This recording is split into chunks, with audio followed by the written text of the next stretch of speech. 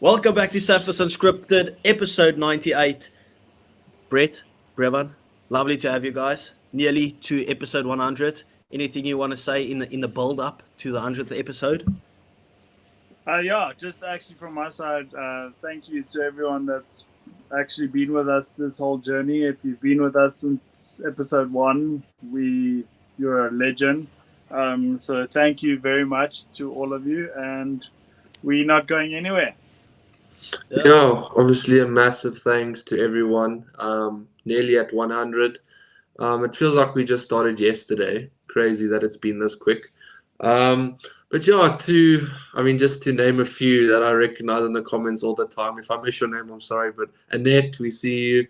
Richie, we see you. Michael, how could we not see you? So yeah, thanks to everyone. Honestly, we really appreciate it, and we do try as hard as we can to interact with you guys.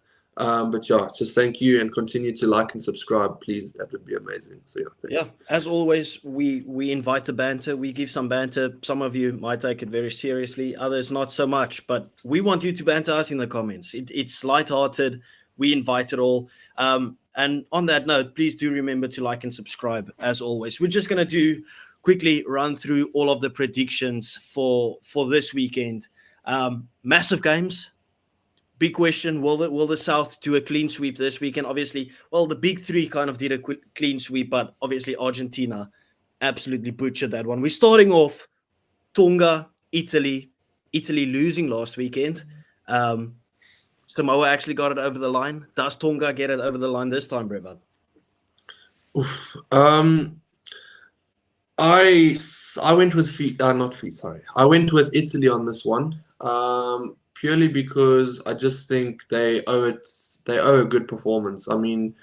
It's not a good look on them to, having such a, I wouldn't say you could say successful Six Nations on their. Yeah.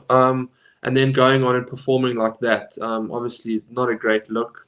They'll want to improve that. So obviously I think physically, we know what the Tongans will bring, and it's going to be very physical for the Italians, but if they can get through that, I think they should win. So, yeah, I'm going with the Italy win. I will leave the SUPERBRU link once again, either in the comment section or in the description. Just look out for that if you want to join our SUPERBRU competition. There's nothing really on the line, just some bragging rights if you want to leave your predictions on there as well. Brett, sorry. Yeah, I was actually highly disappointed with that Italian performance against Samoa last week.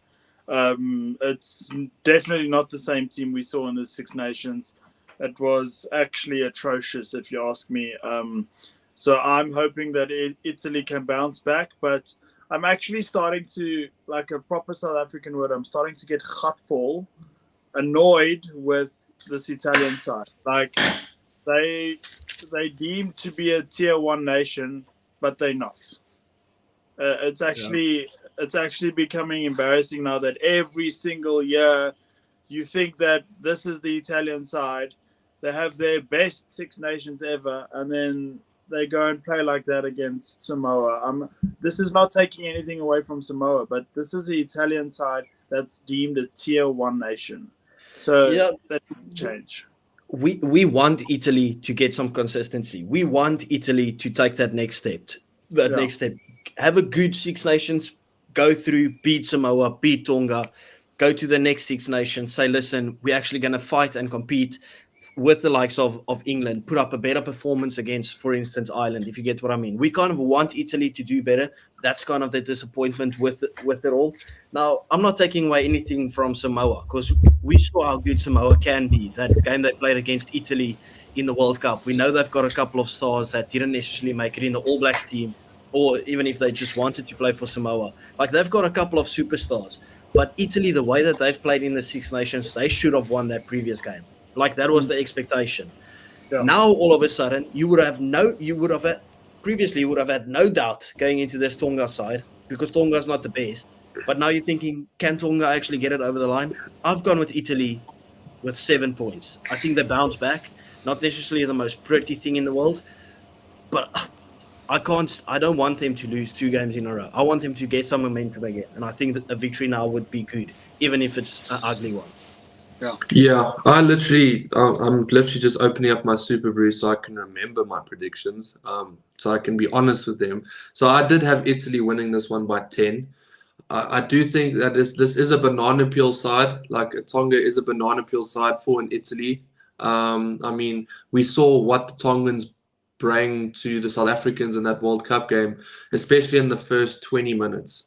Like we almost like we were like, whoa, you know, these guys they're not going to obviously finish the game strong, but they're there for the first 20. So yeah, Italy just have to escape that first half, and I think they should be fine. They can get that backline moving, make that Tongan squad team tired or tire them out. You'll have a field day. Brett, we're coming to you with the next one. Scotland, USA. Scotland naming probably their strongest first 15. Bit of rotation on the bench. Some new guys coming through. I watched the I didn't see the game against Canada, but I watched the highlights on YouTube, and I thought that was actually a pretty decent performance from Scotland. Terrible from Canada, don't get me wrong, but therefore I'm going for another big win from Scotland. Yeah. The last time these two teams played, full strength versus full strength, USA actually won 30-29 last year. Yes, last year. Same to us. So we should give America a little bit of respect in that sense, but I'm not. I'm giving Scotland the win by at least 35 points. Yeah, this makes mine look even more bold. I said Scotland, a lot more bold. I said Scotland by 50. I said Scotland by 71. Jeepers, okay, even I just said Scotland by 50 because if I look at USA is probably a lot better than Canada, but then I look at the team Scotland's brought in now. Don't get me wrong, they might have a bit of they had a Six Nations together, but they might have, with the couple of months off they had, a bit of rust, maybe, never know. But they should be well gelled from the Six Nations. I just think full strength. I mean, what they did to Canada with the weakened side, I do think they should be able to put up 50 on this USA side. So yeah, but I mean, how's it them with going with, I think, 2 co-captains, 2 vice-captains? Yeah. It's like the whole team's captains at this point. Ridiculous. In my head, I'm just thinking, right? Romania made it to the World Cup. USA didn't.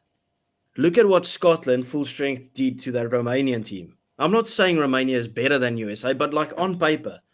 And I think because Scotland just got a massive victory, they'll go into this game with a lot of confidence. Everything will just be flowing. They've got combinations that play together, like Hugh Jones and Tuipulotu. They play together. I think they absolutely smash this USA team. They butcher them at scrum time because obviously there's a South African there in the scrum. So I think they blitz them like 83-0. Well, then I should have gone 83 points. Let's say 83-12. A consolation. Reason why I don't agree with such a high scoreline is because, but this is based on what you just said about Romania qualifying over America. America went through a proper slump in 2021 when their qualifying was. So from 2021, we knew America's not going to be in the World Cup. So that's why there was that whole big thing about how did they get to host how are they going to host the 2031 World Cup, but they didn't even make World Cups. That was already from 2021. And that's a while ago. And I've seen the major improvements that they are making. They got a little 7-star in their team now, but of pace. So I still think it's going to be a proper hiding. 35 points is not it's still a hiding. So, yeah. But I can't see it being by more than 70, like you guys are saying, or 50 for that matter. But that's not me disagreeing with you. That's just my point of view. Like, I can't see it happening because America has to strengthen now because they are hosting the next World Cup. So they got 7 years before they host. So I know it's a long way away, but this is and this will be a great test for them. I just see Tuan van der Merwe going for the record and scoring like 6 tries in that game. It's kind of just the way that I see it playing out. Anyway, let's move on. We're just going to go past Canada, Romania. We do not care. We have no say in what happens there. Okay. Romania will win. Romania by 12. That's what I had. Okay. Yeah, Samoa versus Spain, same thing. Surely Spain gets thrashed out here. I've got Samoa by 24. I don't know anything about Spain. Okay, so I know a little bit more about Spain. I did do some in the research. Euros final. So they actually, their rugby development program, they're trying to make it. I read this actually like a year or two ago. They're trying to make their rugby on world class level. They want to have their rugby and soccer on the same level. So they're investing proper money. Seen some improvement in their sevens. I was about to say, you can see in their sevens program, men and women, that they're taking it seriously. So I do agree with your scoreline of 20 points or 24 points, but I think it's going to be a good game. Yep. Yeah, I had Samoa by 35. We don't know Spain. We don't know anything about Spain. Anyway, let's get through the big games. Yeah. That's why people are actually. Just wait. Remember, Spain also qualified for the World Cup, right? Oh, they just fielded someone that they weren't supposed to field. They just fielded an illegitimate Illegible. Yeah. South African player. Yes, I remember that. Makes the world of difference, great. Don't write, huh? It makes the world difference if you put on a South African in your team. Yes. Anyway, let's go to the big games because that's what the people actually want to talk about. New Zealand, England, Auckland, 30-year rugby heritage. You go first. Rugby heritage. They haven't lost there in like 32 years. And in my head, right, I know we watched the previous game and it was close and England could have been the better team. But I'm going with emotion because if there's any team in this world that deserve to break that rugby heritage record, if it deserves to be broken, it is not England. And I will not stand for England winning that game. I think it's going to be close, right? Because that defense of England was some of the best that I've seen in a long time. Like Felix Jones has got that defense clicking now. I'm going New Zealand by 3 points. Rugby heritage. It beats and defeats all, okay? But I've got a sneaky feeling. No, not happening. England aren't winning. But I'm being harsh. I think they stand a chance because I was not impressed with that New Zealand side at all. I genuinely think they could be so much better if they just, I'm going to say this again, put Burton Barrett at 10, put Mackenzie at 15, or keep the 15 they have, but Mackenzie cannot play. Yeah, or just Mackenzie can't play 10. That's just my theory. But I have New Zealand winning this one by 10, and I'm literally just going off the fact that it's Auckland. They have something to defend there. I mean, they have a heritage, like you said, rugby heritage. They want to defend the heritage at that stadium. I just think that it's going to be close, but yeah, I think but 10 points I don't classify as a hammering. I just think, a try and a penalty is what will separate the two sides. Fair enough. Yeah. Brett's going to come in here with a wild shout. I am definitely coming with a wild shout because I was highly impressed. Okay, I wasn't impressed with New Zealand, but I was highly impressed with England. We all know how I feel about England. I'm not a fan, but I'm giving them the respect that they deserve after that performance last week. That England deserved to win the game last week, and I know you don't. They're playing on probably one of the toughest fields to win at in the world. Not just because it's New Zealand's best place to win. It's probably in the world. But with Finley Christie, yes, he's a fellow ginger, but I think he is the worst scrum half in the world by a country mile. How the heck he's in that All Black side blows my mind. And with him giving D-Mac shitball the whole game, I think that's going to be the turning point. and he's going to go, well, not him, they're going to go down in history as we lost for the third time in our history to England in New Zealand, and it's going to be at their fortress. And I'm Brett, going... you have to remember, Christie is fourth choice. If they had to choose now, he's fourth choice, actually. Because obviously, okay, Aaron Smith has retired now, but he would have obviously been first choice if he was still available. He literally just retired. Second choice is Cam Roygaard and TJ Perenara. You've got all three your scrum halves gone. They're not going to give Cortez, Cortez Ratama, who's making his debut. They're not going to start him in a game that's as fiery as this. You can't just go with someone that you trust that's been there. He's played in the jersey. I would have started him. Well, Ratama is very good. He was insane for the Chiefs, to be fair. People do well on debuts. It's a fact. Like you talk about rugby heritage. It's a fact. People do well on debuts. Yeah, Osborne scored on his debut. Exactly. Herschel Yankees. I mean, remember that debut? Jeepers. Yeah, fair enough. Very fair. Revan, do you think we maybe, or Brett's maybe giving England too much credit in terms of... Not at all. No, but listen, Let me finish the question, please. Okay? Because we have to remember, this was New Zealand's first game under a new system where England's had a couple of games. They've had a warm-up game for this one. They just finished their season. These guys have played a while together. They've been blooded into their system where New Zealand always, we've said it from the start, if there was a game that England's going to win, it's going to be the first one. And they didn't get it done. Are we giving England too much credit if you take all of that into consideration? No, I still think they deserve.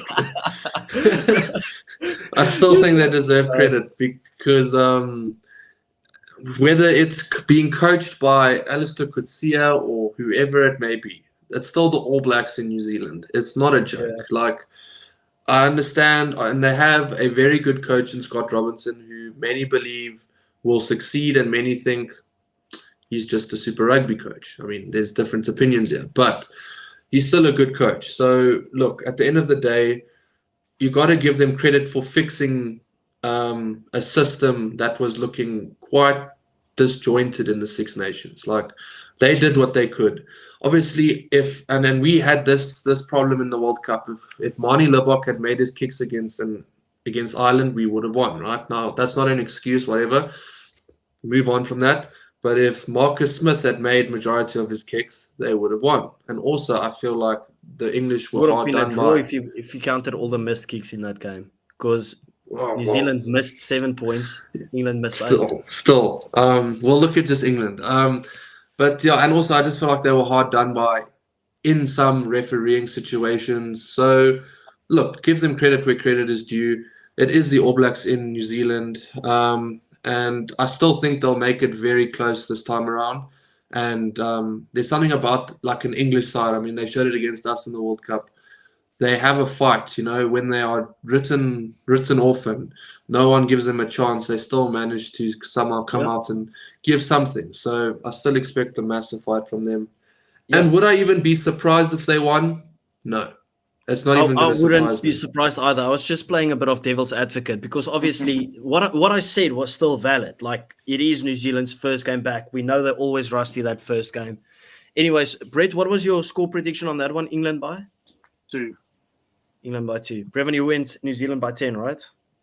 Reason why I'm going by 2 is I think they're going to be behind by 1 again. It's going to be very close. Then either there's going to be a drop goal or a penalty to win it at the end, and it's going to be fireworks. And it's like going that to be Irish game. Irish game from the Six Nations. Yes. Anyway, Australia, Wales. Boys, I think they are breaking Wales in half this weekend. I think Australia takes so much confidence from last weekend. This is there.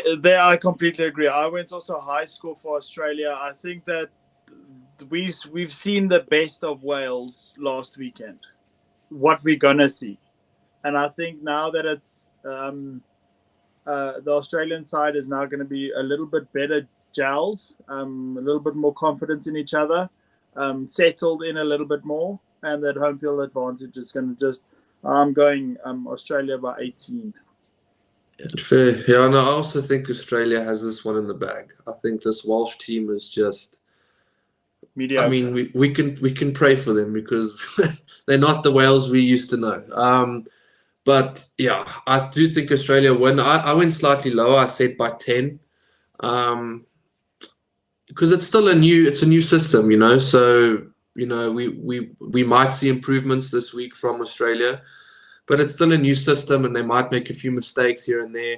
I still think they'll win it. I know, like I said in the last game between All Blacks and England, I said 10 isn't a hammering, but you kind of get the sense that there's a 10-point win that's not a hammering, and then there's a 10-point win that is a hammering, and that's what I think it will be in this case. I just think Australia is too strong. Yeah. Better players, a better coach.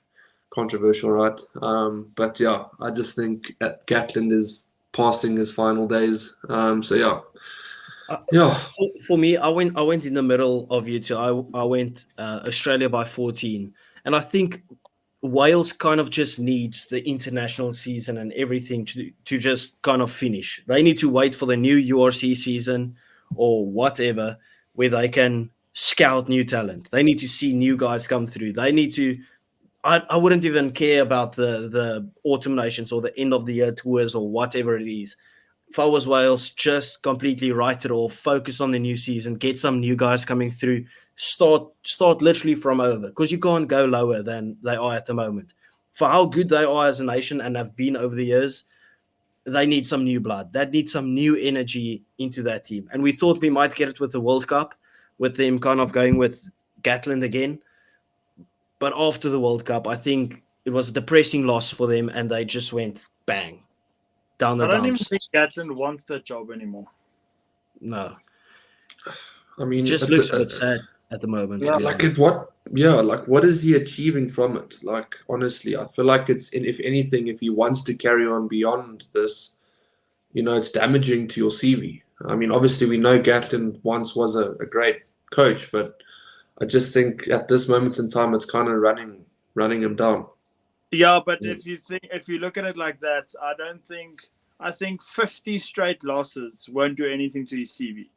I mean, he's still been a very successful coach for Wales, and like leading the British and Irish Lions, not winning tours, but I mean, still doing very, very well. I think his name on its own. He's like a Jose Mourinho. Yeah, I fully agree with you, Brett. The thing is, like, if Wales go bad now, or well, they're already bad, people see it as just the Welsh team going bad. When Alistair Coetzee was at the Springboks, he took over from a very good side, and people are like, Alistair Coetzee is the problem. People don't look at Wales and say, Gatland is the issue, right? They just say, okay, maybe you should go.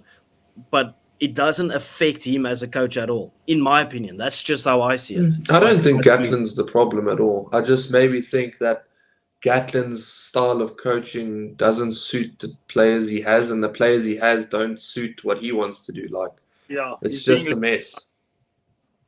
I think he's being left behind. He's not innovating enough. Yeah, fair enough. I just have a question, sorry, on the Wales thing. So imagine quickly, for some reason, the Welsh managed to get a big lump sum of money, and they can somehow fast track, say like a De Beer to play flower for them, and they managed to lure in Cameron Honeycomb before he makes his Bach debut. Can you imagine that a Welsh side with Honeycomb at 8 and De Beer at 10? No, because they've already got Wainwright at 8. Like, their losses isn't an issue. Yeah, their 10 is a big issue, but that doesn't make them so much better. There's so much gaps in that team. But I get what you're saying, Brett. But the Saffers won't want to go and play for Wales. Let's be serious. Anyway, let's move on to the big one. Brevan, we're coming to you first. Big Daddy South Africa, the Springboks, versus the Irish. How are you feeling? Do you have some sort of nerves? Do you think we are overconfident, especially like the three of us, like we've been told? Or do you just feel content? I can't lie, there's a bit of both. Like, I am content in what we have put forward, but at the same time, I'll always give respect to an opposition that's always made it difficult for us. And Ireland is definitely one of those teams that in the past 5, 6 years, 7 years have made it difficult for us. So look, this is where my theory comes, right? So I look at Conor Murray coming in for Casey. I think that's an upgrade, regardless of what they think. I think that's personally an upgrade for them. Bundi Aki's out, and Henshaw there, I think, is a downgrade. Obviously, Bundi Aki, I think, is better there. But then, obviously, Dan Sheehan's a loss. But where they put Byrne at 6 and they put O'Mahony on the bench, I personally think that's an upgrade. I think O'Mahony's been a very mediocre player this season for Munster. Obviously, he's a senior figure in that Irish side. But obviously, that will definitely increase their line-out ability. I think set piece, they'll be stronger. So, look, I'm wary of that team, whether they have their best or not. But I still think we should have enough. However, I do think that Ireland will change. This is just my thoughts. I think Ireland will change their game plan with Conor Murray at 9. I personally see a game plan where they will play the kicking game, box kick, and I just see James Lowe chasing down, obviously competing in the air. We know the Irish have a good way of hiding antics, in the ruck or blocking off runners when they're trying to go for the high ball. They're good at all those types of things. So, yeah, I still think we're going to win. I said we're going to win by 10. I said 6 last week. I'm saying 10 now, purely because they kind of have lost a few players. But I still expect a fight. I don't expect an Irish side to lay down. So, yeah, I'm going to say by 10. Brett, do you want to make the people angry? Yeah, I was about to say when you started your thing, I was going to say this is why the people like you, and they're probably going to say, yeah, that guy in the middle is a piece of shit. Doesn't know what he's talking about. Yeah, I see it a bit differently in terms of the midfield with Henshaw being there with Ringrose. I think that their whole game plan changes because I think a guy like Henshaw is a better distributor than Bundi Aki. Bundi Aki takes the ball forward. He's the go forward. Yeah, I'm not saying Henshaw can't give the go forward ball, but not against our defense. But I think the distribution and I think our wings are going to be very busy in terms of have to defend. So you can't, especially with Conor Murray being there. So now you have to look for the cross kick, the box kick, or the playing wide because midfield's not likely to be a threat at this point. So I think it's going to be very difficult for our back three. I wasn't happy when I saw their backline because I feel like this is a bigger threat than it was last week. Because if a Bundi Aki, he's predictable. He's an old school. Remember how Ma'a Nonu changed his game from the Bundi Aki to the Damien Darlenda type of that can distribute. Ma'a Nonu became the best sense in the world. And I think that's country mile as well. Yes, exactly. And I think that now I'm a little bit more nervous, and I think that's very smart from Farrell to have played it like that. So I'm a little bit less confident than I was 2 days ago. Yeah, fair enough. Like obviously Bundi Aki is injured, and I'm dead certain he would have started this game alongside Ringrose if he was fit. But it just kind of like the new centre pairing gives Ireland a different dynamic, a different look. And we know Conor Murray loves playing in South Africa. He's got the best up and under or the best box kick in the world. And I'm not gonna lie, if I think about how they can beat us, literally just pin us back with these box kicks. And it could be a long night for us. It could be a very tough battle. Like that's just how important he is to them. On the other side, I'm like, will our system flow a bit better? Will we still dominate everything when it comes to physicality? Will we know they are going for that high ball route? So we try and retain the ball a bit better, get that ball out wide. We saw we created absolute chaos on the field as soon as we got the ball wide, got our wingers into the game. So I'm going for a tight game because they will be up for it. I'm telling you now, because they don't want to go home with 2 losses. Because in the end, you're thinking like, yeah, you might have won the first one, but if Ireland win the second one, they are the happier team going out of the series. Yes, Because they're going home with the victory. If they win this game, personally, I think they win the series. Whether it's a draw or not, I think they win the series. Because I've said this. They win once here, I will give them credit and say, you have the right to somewhat believe you're the best in the world. 100%. Yep.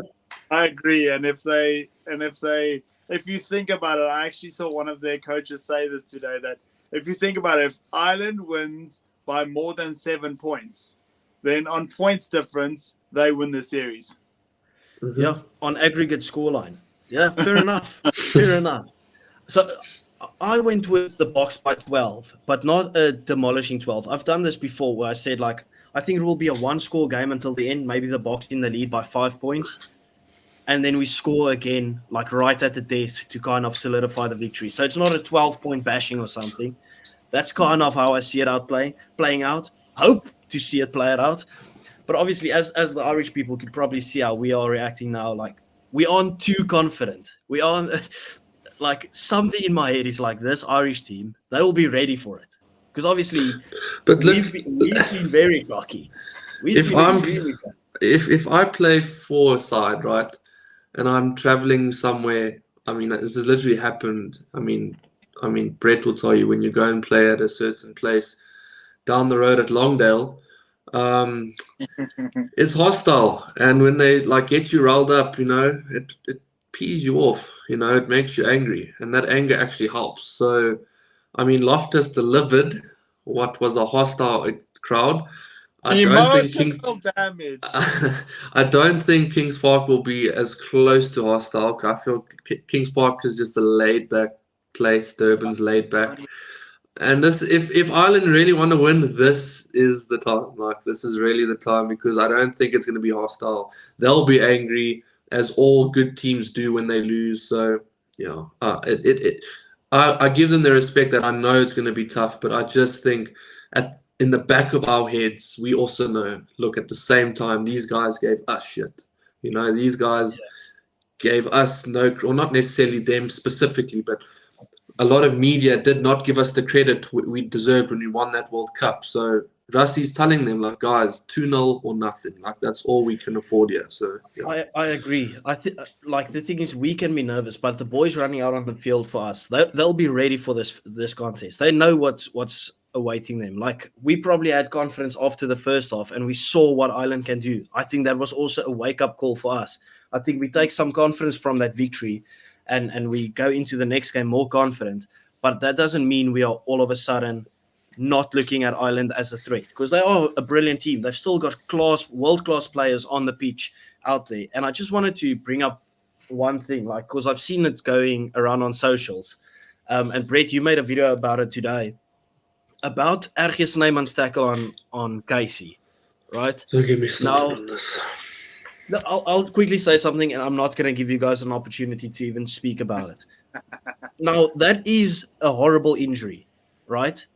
But that was not there was no intent in Ergie to say, listen, I'm going to bash his head. Like, he fell on, what do you call a stakey in English? Like, on your, that. He fell on that, and the whiplash took him down. Now, with everyone talking about the DJ being respectful, we have to remember, right? They have seconds to make a decision, to either say, listen, it's going to be dead quiet and everybody's going to stress, or he made a decision to say, listen, okay, we might play music, get people's mind off it, let them focus on doing their job. Obviously, if you think about it now, maybe it's a good decision, maybe it was a horrible decision, but they have to make a decision on the spot, what would be best for 60, 70,000 people in a stadium, right? So I don't understand all the backlash around it. I'm not going to be nasty or anything, right? But here's my theory, right? People are calling it a dangerous tackle. First of all, there was no dangerous tackle there. You can call it late if you want, but he had committed to the tackle. We see that tackle being made 1,000 times over and over. It's unfortunate the way he landed. He hit his head on the ground. It sucks. It's a really horrible injury. The way it looked disturbing. He looked out of it completely, and it sucks. I get it. It's horrible to see. But at the same time, your job, you can't expect the crowd to just sit there in silence. Like, you can't expect a 50-odd thousand crowd to just sit there and go, stare at the oak on the field, like waiting for him to get stretchered off, which took how long? What, like 5, 6, 7 minutes? So they must sit there for 5, 6, 7 minutes. It's just, Achia Snyman knows these Irish players well because he plays with them. He's not going to go and munch. It's his teammates. It's his ex-teammates. He's not going to go and knock the oak out on purpose and try and be dirty. Like, anyways, Revan, I also think, right, like, there's a bit of a difference. I don't think everyone knew he was knocked out. I don't know how it was played on the screens and stuff, but there's a difference. If you watched a couple of years ago, Eriksson from Denmark that got a seizure on the field, everyone was nervous because he literally had the ball, stood still, fell down, right? So you knew something bad was wrong. I think most people in the crowd probably thought, he just got smoked in a tackle, right? So you kind of just have to think about like that. So I don't know. We're not making any jokes of the situation, but we have to come out and defend our people to say, listen, this could also be the situation, because I've just been seeing people slandering the DJ the whole time. I understand the emotional damage and that you angry at that. That's a bit disrespectful, but there was nothing. There was no intent in playing music while the guy is knocked out. Like, and look, don't get me wrong. Like, I've been to Loftus. I also think the DJ is like, he's mal. Like, this oak plays music during scrums. I mean, like, it frustrates me. I've seen so many journalists say, like, the DJ needs to shut up. Like, sometimes just let the fans speak. But given this Oaks wanted to like move on, and they've said to him, no, you're going nowhere. They've kept this guy for over 15 years at Loftus. So that guy's not going anywhere, and I think it's just going to get worse the more confidence he gets. Yeah, but anyways. Anyway, we just quickly wanted to talk about that. Can we move on to the next game? We'll just run through the rest. Franco Moster said something today which I thought also made me quite excited. And we also didn't give our prediction yet. But anyway, he said that there could be one or two. He did. You said by 10, he said by 18, and I said by 10. And I didn't say anything. Oh, no. That was Australia. Hey, anyway, Brent, please finish your point. Thank you. Thank you. Where Franco said that we're gonna hopefully we can catch Ireland out with one or two tricks. So I'm quite excited to see something like we did in the 2019 World Cup, like the move. So yeah, I'm excited for something fresh.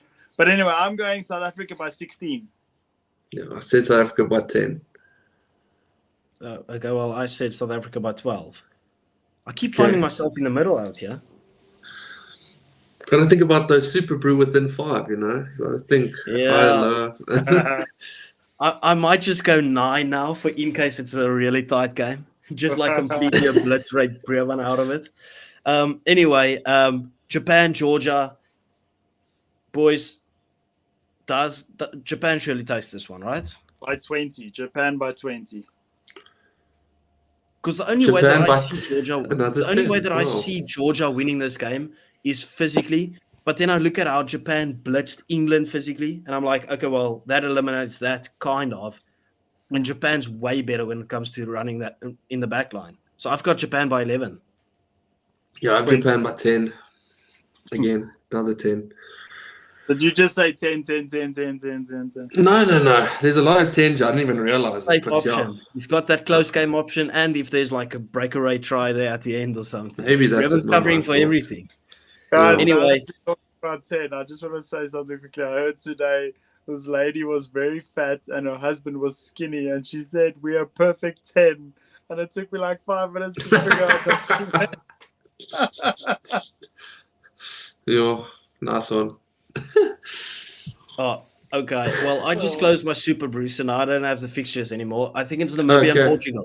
Yeah, Namibia, Portugal. I went Portugal by 14 because obviously we play Portugal next week. So Portugal by 16.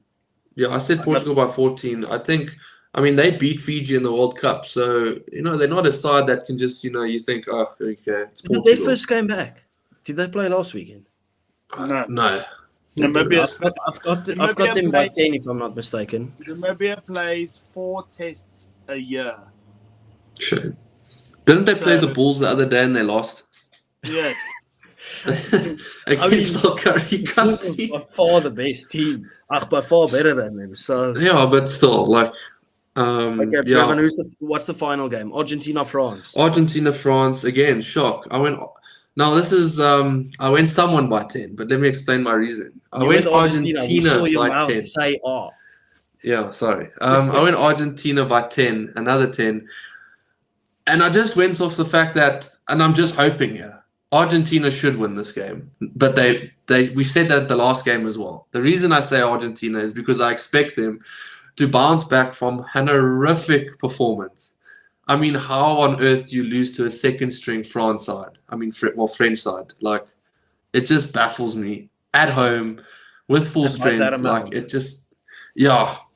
However, I have something to raise. Well, you guys can say what you need to first, and then I have a play I want to raise that people are raving about, but he played against Uruguay. But yeah, we'll talk about it at the end. I'm going France to take. Sorry, Brett, go. Same. Carry on. I'm going France to win this game, right? Because you don't pull a team's pants down and stick your finger up their bum, and then the next week and go ahead and lose to them, right? Nice analogy. I want Argentina to win this game. I really want that. I want the South to do the clean sweep, but no. Like I'm desperate for Argentina to put 50 on this French team because I stand by how disrespectful it is. But the way that you shut up someone that says it's disrespectful is you have your second to third string team put 40 points on the other team. So I'm going France, and I think I said by like 13. I'm going Argentina by 8, and the reason why I'm going Argentina by 8 is because I thought about the game where they went and beat New Zealand, and then the very next week they lost by 50. So I'm playing. You want that inconsistent Argentina now? Yes, so I'm playing first, yeah. We pray for days like these. Yeah. Anyway, obviously, I don't know if you guys saw, but a guy who's Tuilangi, obviously playing for the French. He literally ran half the field with a bunch of Argentinians trying to, for some reason, tackle him up here, not on his legs, but like up here. And he was just handing off oaks like this. And I just saw a bunch of comments saying like, this is the next Jonah Lomu, or obviously can't be because he's not a wing, but you know what I mean. He's the next Jonah Lomu-esque, blah, blah, blah. And I just got thinking like, yeah, cool, it's a great try. But first of all, it's against Uruguay. Second of all, they looked like they were kids trying to tackle him, like literally trying to hug onto his neck or something. And third of all, like, imagine he ran at a Artie Surveyor, Peter Steph du Toit, Josh van der Fleer. What happens in that situation? Running up straight like that, he'll get smoked. Like, I'll tell you what. He is the next Tuilagi, and that is where we'll finish it. Like, literally, yeah. Next Tuilagi. It's just another big Tuilagi. Like, anyway, Brevin, wrap it up. Call it the episode. This was supposed to be. It was your episode. But anyways, ladies and gentlemen, thank you so much for watching us ramble on for 43 minutes and 45 seconds. And yeah, we'll see you guys hopefully happy. As for the Irish, we hope you will be sad. Not in a bad way, but we hope we'll be happy. You'll be sad. Very bad way.